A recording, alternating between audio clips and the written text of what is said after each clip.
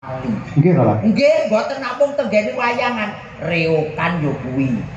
Gajah-gajahan nggih niku. Masa? Nggih, Ponorogo ki budayane niku yen gending aja ngantek nglalekne gubuk asmara. Penting ngoten nggih. Penting. Panggen kula luwih penting dhuwit timbang niku. Jenengan to? Nggih. Odo. Lah, tukung-tukung Mbak Lisa dan Brigita. Ini adalah sepasang merpati prasasat kaya kembar. Ayo nggih. Dedeke padha ngejimi rutin. Ayo. Iki wis gede. Nggih. Ayo Mas, tukung-tukung. Yo.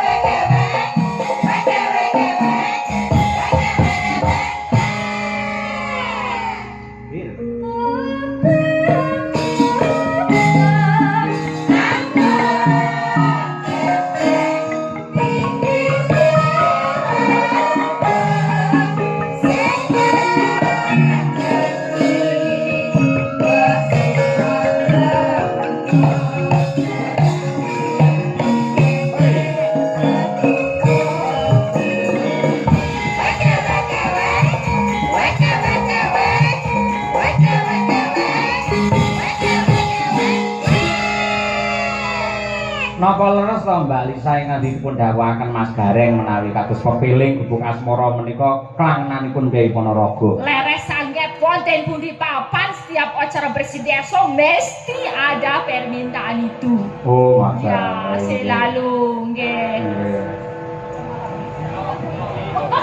Waktunya buka puasa. Waktunya sahur. Ya. Niku kangge pengiling-iling awake dhewe syukur karo Gusti nganti jam 12 iki tasih dipun paringi sehat walafiat. Nggih. Iki wong bawa gubuk asmara iki ya dawahe jam dinding mania. Jam dinding mania. Ya, jam mania. Nih kita kirimkan untuk seluruh Mbah Lurah yang hadir. Mbah Lurah Sono Keling juga. Kemarin kita di sana beliau hadir dan juga semua Mbah Lurah yang hadir. Pokoknya tanpa terkecuali terima kasih. Betul.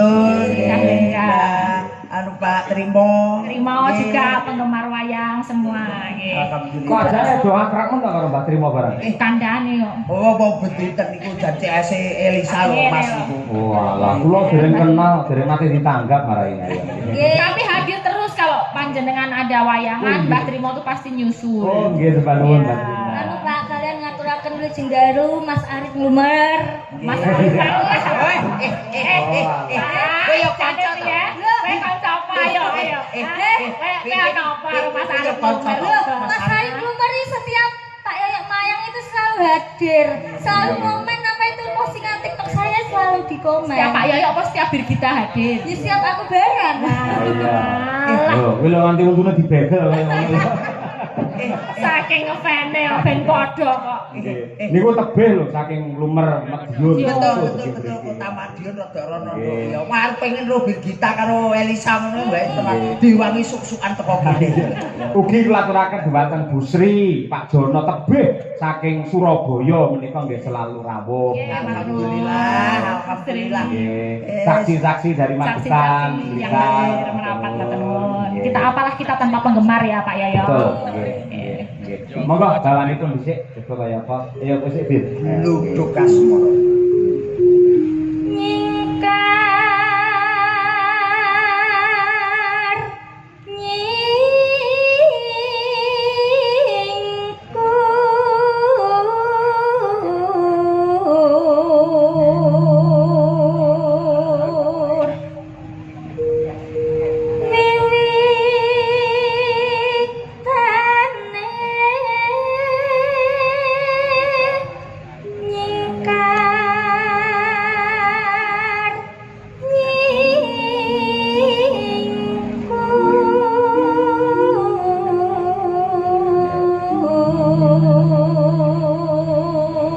Masne niku Mas Gareng. Nggih kula Mbak Lisa karo Mbak Birgita iki kaya kakang Abdi. Nggih tenan kok ya. Lah Jan coba lek cara wong Jawa ki glathrik tunggal sak bawa. Oh iya ta. Nggih glathrik tunggal sak bawa. Gila apa wi glatek ninggal apa?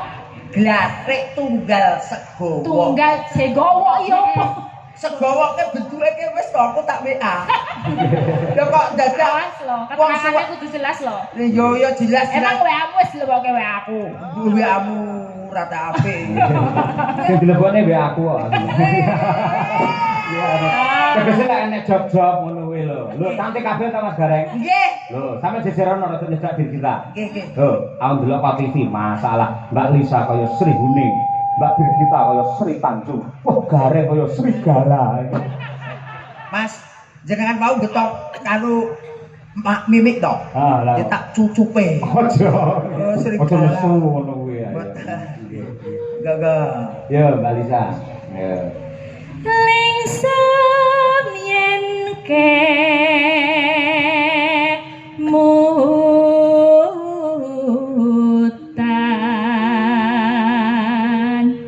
lelampahan kang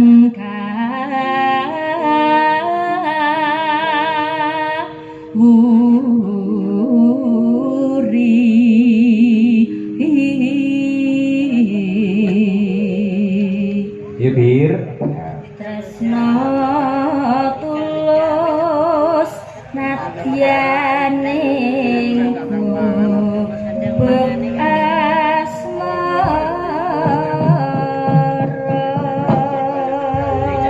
jan apa-apa nek kok ya padha to, Bir. Diteke lho padha. Kita juga sama. Kayak yo Lah kuwi lho sikile masalah drijine ya 5 kabeh. Gareng kok iso 6 to nang kowe. Yo 5 to 1 2 3 4 5. Oh iya ding kaya 6 tak sawang kok kene. Lah iki oyote kok. Wah ya. Nah Mbak Birgita bengi iki lho Mbak Lisa, ketok lek sopan santun halus. Oh, biasanya. Biasanya rada brutal sih. Oh, lah kok ngopo kok beda? Sebabnya apa, Bir? Itu goni Pak kula Pak. Oh, wis de satpam. Nggih. Yo rasa dia.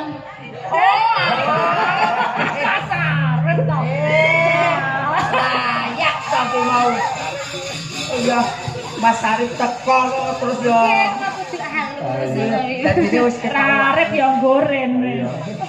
Ya Mas Iko apa mau nganggo kopiah meh padha.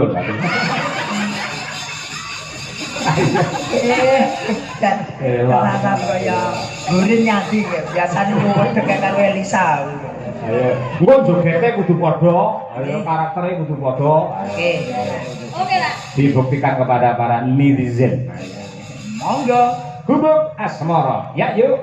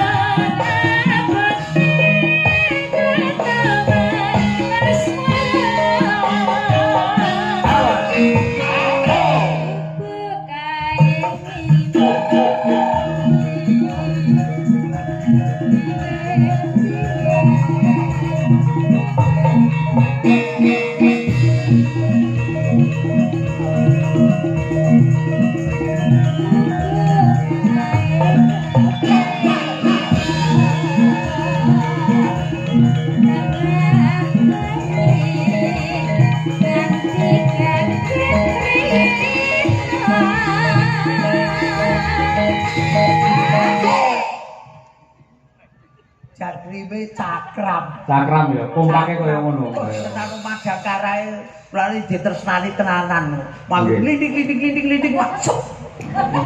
Gamelan klinting-klinting. Lah yo ki mau lho rapane glinding. Ya, kira-kira dikalungi ya klinting-klinting. Moga-moga. Coba. Cedatan sajane saya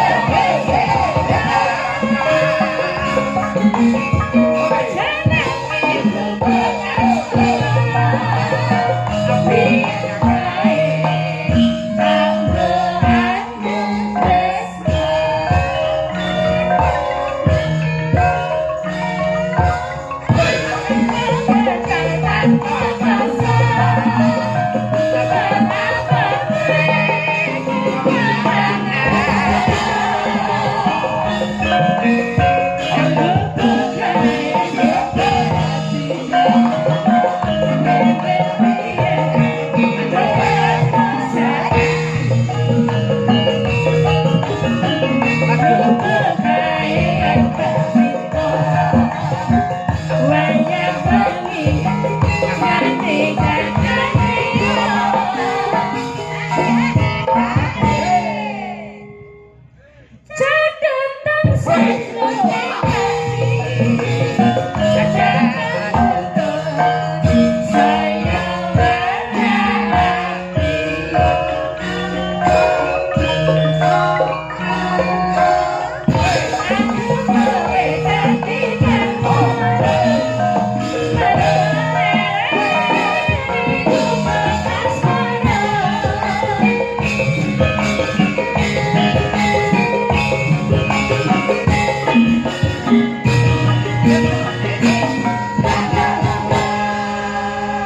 Kerasi tenang nih joget dan kaya Mimin Apri. Oh, Mimin Apri perbandingannya iki wedok tenan lho iki. Wedok tenan. Oh. Ayo, Aprine Mbak Lisa, Mimin iki. Apa ya Mbak Birgita kali Apa? luar biasa sangat saestu Mas nggih. Kekompakane niki gawene tresna dulur-dulur Ponorogo. Leres Mas, leres nggih. Wonten setunggal lagun melih apa tesih kuat? Tunggal niki mangke sanesipun sing hot-hot klaturaken nggih goro-goro lan kula suwun dumateng sedaya khususipun warga masyarakat ing Dung Banteng. Mumpung enten wayang, mumpung malam Minggu, monggo sami wungon nganti tancep kayon. Diniati tirakat nyuwun kalian Gusti yen nonton wayang nganti tutuk lakon muga-muga diparingi tutuk anggenipun momong anak putune soleh lan solehah kabeh. Amin. Yo nong, ayo coba. Mbak Pinong. Mas Ayu Pinong nawangse. Mbak Pinong.